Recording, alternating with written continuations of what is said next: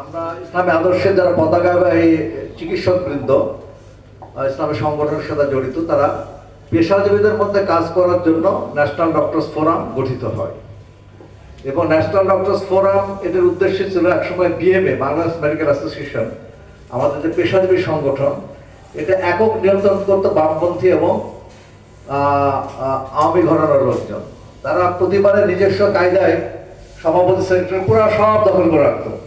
কোনো নির্বাচন হয়ে থাকা তথাপি নির্বাচনে তারাই বিজয়ী হতো। আমাদের মধ্যে একটা মানে কাজ করে, চিন্তা কাজ করে যে বিএমএ তে ভালো করতে হলে আমাদের নিজস্ব সংগঠন থাকতে হবে। এনডিএম কিন্তু বিএমএ এর বিকল্প না, এটা মনে রাখতে হবে। এনডিএম হচ্ছে বরং বিএমএ শক্তিশালী করার জন্য আমাদের পৃথক একটা সংগঠন, কিন্তু আমাদের মূল সংগঠন হচ্ছে বিএমএ। তো যখন এনডিএফ এ পর্যায়ে ছিল, তারপর আপনারা দেখলেন যে বিভিন্ন সময় আমরা বিভিন্ন কার্যক্রম করেছি।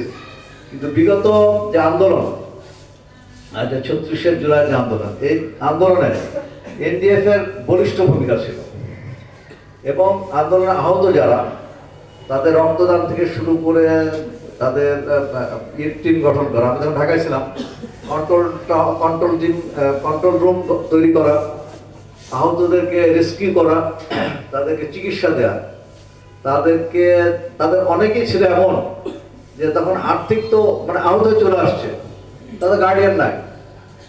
একজন আহত পেশেন্টকে চিকিৎসার জন্য অনেক কিছু প্রয়োজন হয়, তাই না? ব্লাড থেকে শুরু করে অক্সিজেন, তারপরে সুজার ম্যাটেরিয়াল, তারপরে অনেক কিছু ওষুধপত্র। একটা অপারেশনের জন্য কমপক্ষে 8-10 হাজার টাকা মিনিমাম টাকা খরচ হয়। আর